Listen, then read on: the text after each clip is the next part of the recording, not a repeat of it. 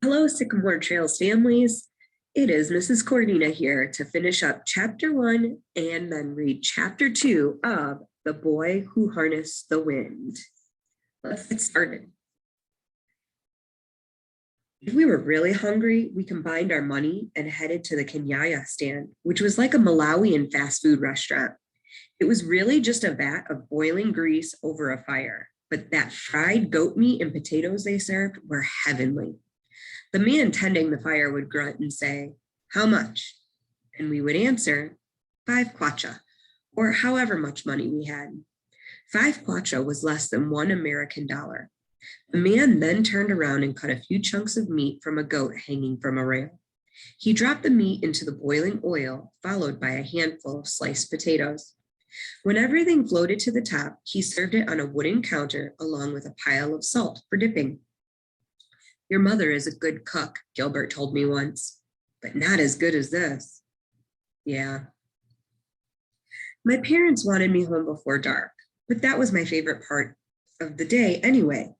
When it was my father and Uncle John, Jeffrey's father, finished their work in the maize fields and came home for supper. In the kitchen, my older sister Annie helped my mother prepare the food. Since we had no electricity, we still cooked everything over an open fire. As Annie fed sticks into the flames, my mother stirred a pot of something delicious, letting the smells escape into the courtyard. Since I was a growing boy, it was hard for me to wait, even if I had just eaten kenyaya in the training center. With my stomach growling, I'd stand in the doorway begging. "Just a few more minutes," my mother would say. "By the time you wash your face and hands, it will be ready." Usually before supper, my cousins gathered in the courtyard and played soccer. Since we had no money for a real ball, we made our own using plastic shopping bags that we called jumbos, wadded together and tied with rope.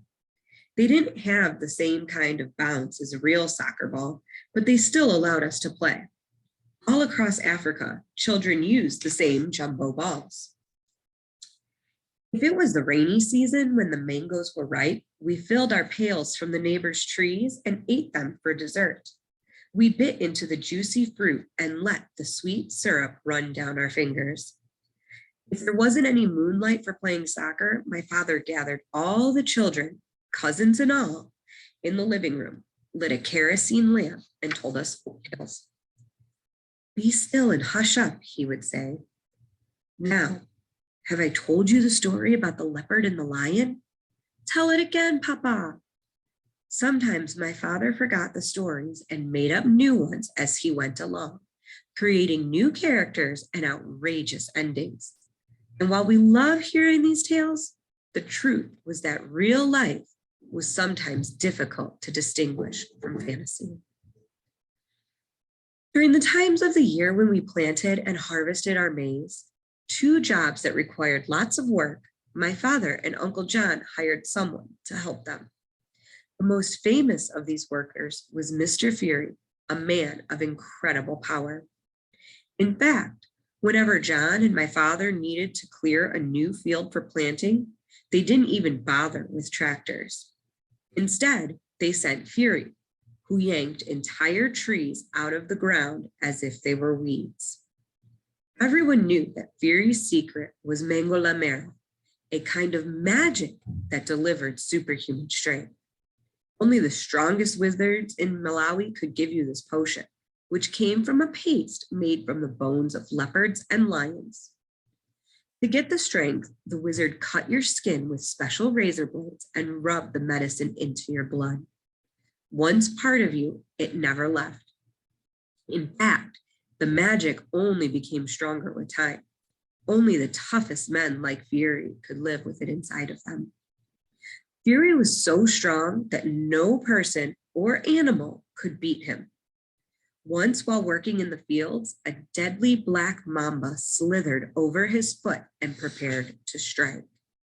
But Fury wasn't afraid. He reached down and whipped the mamba with a blade of grass, leaving it paralyzed. Then he grabbed it by the head and tossed it all the way to Mozambique. People said he carried another mamba in his pocket for good luck and that the snake was too afraid to bite him. By the time I was 8 or 9 years old, the thought of Mango Lamera seemed more and more attractive. You see, I was very small, and this led to constant trouble with bullies at school. The worst was named Limbikani, who was tall and muscular and had older brothers at home, which made him even more ruthless. For some reason, Limbikani liked to pick on me and Gilbert. One day on our way to school, he waited for us on the road and jumped out of the grove of trees. Oh, look, it's William and his friend, the little Chief Wimby. Leave us alone, I shouted, but my voice cracked and gave me away. Limbikani put his chest in Gilbert's face. Where's the big chief, monkey boy? Looks like he's not here to protect you. He grabbed the backs of our shirts and dangled us in the air like two sad puppies. Then he stole our lunch. This happened again and again. Not only did my size leave me defenseless against bullies, it also haunted me on the soccer field. I loved soccer more than anything, and each week I'd glue myself to Radio 1 for Malawi Super League action. My favorite team was the Nomads, whose star player was Bob the Savior Pingwira. The Savior got his nickname one Christmas Eve when he saved us from defeat against the Big Bullets, and I can't tell you how much I hated the Big Bullets. Despite my size, I longed to be a player as worthy as my heroes. Whenever all of us boys gathered for practice and drills, I was some kind of star, in my own mind. Oh, how I would shine, zigzagging between defenders and firing the ball at Mrs. Speed. And one day I was displaying my various skills when Jeffrey and some others called out to me, "Hey, Kayara, give us the ball." Kayara, as in Pete Kayara. Despite my love for the Nomads, my greatest hero in all of the universe was indeed Peter Kayara, the best player for the Flames, our national team. And to me, a man even greater than the president. To be called Kayara was no small thing. I couldn't stop smiling. Soon, everyone on the practice pitch was calling me Kayara.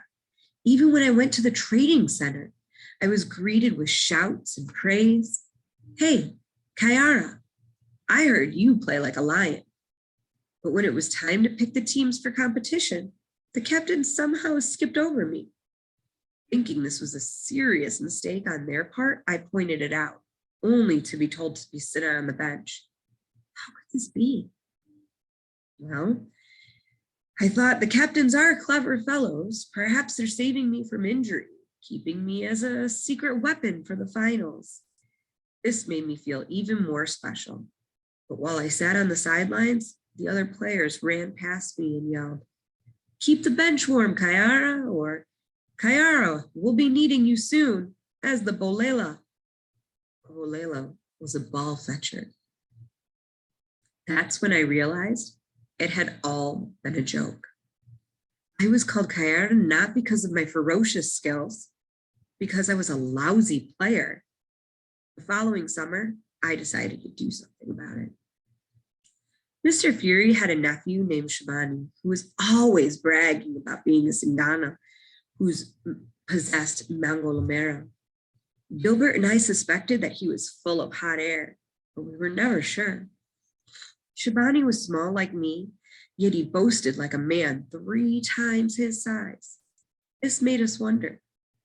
Shabani didn't go to school, but worked all day in the fields with his uncle. So he was usually there when I returned home in the afternoons, complaining about bullies or sitting on the bench. One day, after hearing another one of my pathetic stories, he pulled me aside. "Every day you're moaning about these boys, and I'm tired of hearing it. I can give you Mango Lamera. You can become the strongest guy in school. All of those bullies will fear you." Of course, having superpowers was a lifelong dream. On the soccer field, I could fly like a leopard with legs like rocket launchers. Pow!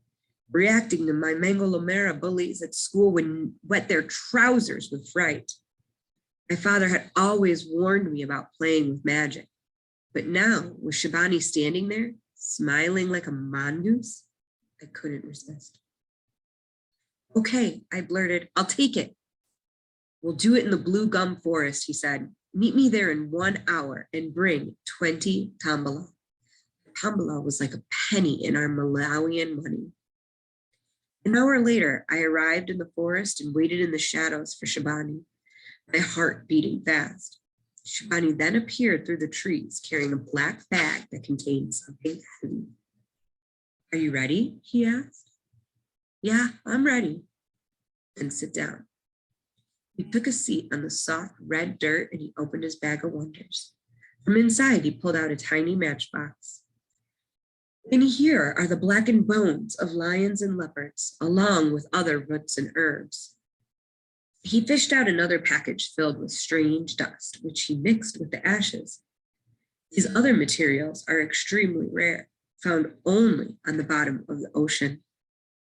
So how did you get them? I asked. Look, boy, he snapped. I'm not some ordinary person. I got them from the bottom of the ocean. I stayed down there for 3 whole days. If I wanted to, I could turn every person in your stupid village into an ant. So don't play with me, Bumbo. If you want this kind of power, it will cost you a lot of money. What I'm going to give you is only a small taste. I didn't even see him pull out his magic razor. Before I knew it, he grabbed my hand and cut into my knuckles. Ah, I screamed. Be still and don't cry, he said. If you cry, it won't work. I'm not crying. My knuckles brightened with blood. For each one, Shabani pinched a little powder and rubbed it into the cuts. The medicine stung like 100 bees. Once he finished both hands, I exhaled with relief. See, I didn't cry, I said, panting. I'd been holding my breath. Do you think it'll work? Oh yeah, it will work. When? I asked. When will I have my power? He thought for a few seconds and he said, give it 3 days to work its way through your veins. Once it's complete, you'll feel it. 3 days. Yeah, and whatever you do, don't eat okra and stay away from sweet potato leaves. I'll remember.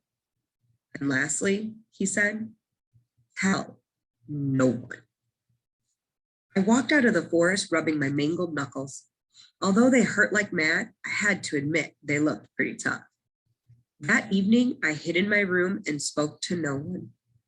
3 days was a long time to wait, but it worked with my plan. It was the beginning of the summer holiday, and the following morning I left to visit my grandparents, who lived a few hours away in the town of Dawa. It was the perfect place to receive my powers before coming home a hero. Well, 3 days crept by so slowly I thought I would die from boredom. Worse, my grandmother kept putting me to work cleaning the yard and chicken pens and scrubbing her kitchen floor, which left my arms tired and rubbery. Oh, I wondered, when will I become strong? But on the 4th day, I awoke and instantly felt different. My arms were heavy as if laden with stones. I flexed my muscles and they felt as firm as tree trunks. My hands, squeezed into fists, were as solid as 2 bricks. Heading outside, I took off running down the dirt road to test my speed. Sure enough, I felt the wind in my face like I had never felt before. That afternoon, my Uncle Mata invited me to watch a soccer game at the town field. Perfect, I thought. Here I can test my powers. Like always, the place was packed with people. But I had no interest in the game. Instead, I scanned the crowd looking for the biggest boy. When I found him, around my age, standing on the far corner of the field, I walked over and stomped on his bare foot. He let out a cry. Excuse me, he said, hopping up and down. You just stepped on my toes. I stared at him, saying nothing. I said, you stepped on my toes and it hurt. So what? I said. Well, it's rude, don't you think? Then why don't you do something about it? He looked confused. What do you mean? You heard me. Do something, Cape. Cape is a drooling idiot. Well, In that case, he said, I'm going to beat you. That's what I was hoping you would say. We began dancing around in circles, and I wasted no time. I unleashed a flurry of punches that were so fast and terrifying that my arms blurred before my eyes. I gave him lefts and rights and a few uppercuts for good measure. My iron fists moved so furiously that I didn't even feel them smashing his face. After a while, though, I began to feel sorry for the guy, so I backed away and took a breath. But to my surprise, the boy was still standing. Worse, he was laughing at me. Before I could unleash another deadly round, I felt a terrible pain in my eye, then another and another. Soon I was lying on the ground while his fists pounded my back and stomach. By the time my uncle raced over and rescued me, I was crying and covered with dust. What are you doing, William? He shouted. You know better than to fight. That boy is twice your size. I was so embarrassed that I ran back to my grandparents' house and didn't come outside for the rest of the weekend. Once I got home, I found Shabani and confronted him. Your magic doesn't work. You promised me power, but I was beaten in Dawa. Of course it works, he said, then thought for a second. Listen, you didn't take a bath on the day I gave it to you. Yes. Well, that's why. My medicine doesn't allow you to bathe. You never said that. Of course I did. But as you can see, I was clearly cheated. My first and only experience with magic left me with sore hands, a throbbing eye, and a healthy dose of skepticism. Gradually, the witches and wizards didn't seem as frightening or as powerful, and I began to look at the world in a different way. I saw it as one explained by fact and reason, rather than mystery and hocus pocus. But in this world, there still existed the same set of sorrow. Chapter 2, Kamba. In January 1997, when I was 9 years old, my family experienced a sudden and tragic loss. One afternoon, while working in the fields, my Uncle John became very sick and fainted. My father rushed him to the small clinic in Wimby, where the doctor diagnosed him with tuberculosis, a deadly disease that seizes the lungs. He advised him to go right away to the Kasungu Hospital, an hour's drive. But Uncle John's truck wasn't working. And by the time my father managed to borrow another car, his brother was dead. It was the first time I experienced someone dying, and the first time I ever saw my parents cry. I especially felt bad for Jeffrey, who was now left without a father. All the following day, people came by his house to comfort his mother and pay their respects. Every so often, I saw him walk out of his house crying and looking confused. Cousin, what next? He asked me. What will happen? All I could think to say was, I don't know. Following Uncle John's death, things became very difficult. Now that my father's brother and business partner was gone, he had to manage the farm alone. It was now up to me and Jeffrey to help keep the farm successful. We all feared that difficult times were on their way. Not long after Uncle John's funeral, my Uncle Socrates lost his job at a big tobacco estate in Kasumu. My family's home was also there, which meant they were forced to move back to our village. Uncle Socrates had 7 daughters, which was great news for my sisters. I myself could not care less about a bunch of girls. But as I helped my uncle unload the moving truck, something leaped out onto the ground. At my feet stood a big, slobbering dog. Get back, Socrates shouted and shooed the dog away. But it came right back, its eyes looking straight up at me. That's our dog, Kamba, he said. I figured we'd bring him along to guard the chickens and goats. That's what he did best at the estate. Kamba was the most unusual thing I'd ever seen. He was all white with large black splotches across his head and body, as if someone had chased him with a bucket of paint. His eyes were brown and his nose was peppered with bright pink spots. Unlike other Malawian dogs, Kamba was also big, but still just as skinny. In most parts of Africa, dogs are used to protect homes and farms. No one buys them as pets like they do in America, and they certainly don't lavish them with rubber toys and fancy food. In Malawi, dogs lived on mice and table scraps. In all my life, I'd never seen a fat dog. As Kamba sat there watching me, a thick strand of drool hung suspended from his tongue. And he smelled funny, like moldy fruit. As soon as Socrates walked inside, he jumped on his hind legs and planted both paws on my chest. "Eh, get away," I shouted. I didn't want people thinking I was friends with a dog. "Go chase some chickens or something." But Kamba didn't budge. I swore. He even smiled at me. Early the next morning, I tripped over something on my way to the toilet. It was Kamba lying square in my doorway, ears perked and waiting. "I thought I told you to leave me alone," I said, then stopped. I certainly didn't want people seeing me talking to a dog. Walking back, I met Socrates in the courtyard. He pointed to the thing now attached to my shadow. "I see you found a friend," he said. "You know, the good Lord blessed me with 7 children, but all of them are girls who don't take much interest in dogs. I think Kamba is happy to found a pal." "I'm no friend to a dog," I said. Socrates laughed. Sure. Tell that to him." After that, I gave up trying to get rid of Kamba. In fact, I started to enjoy his company. And as much as I hated to admit it, he and I became friends. He slept outside my door each night, and when it got cold, he snuck inside the kitchen and curled up by the pots and pans. And just like Socrates said, he made a good watchdog over our chickens and goats, protecting them from the hyenas and wild dogs that roamed the dark countryside. Even still, Kamba liked to play games with the baby animals. He chased them around the compound, causing the little goats to bleat and the mama hens to flare their wings and hiss. Whenever this happened, my mother would lean out the kitchen and pitch one of her shoes at his head.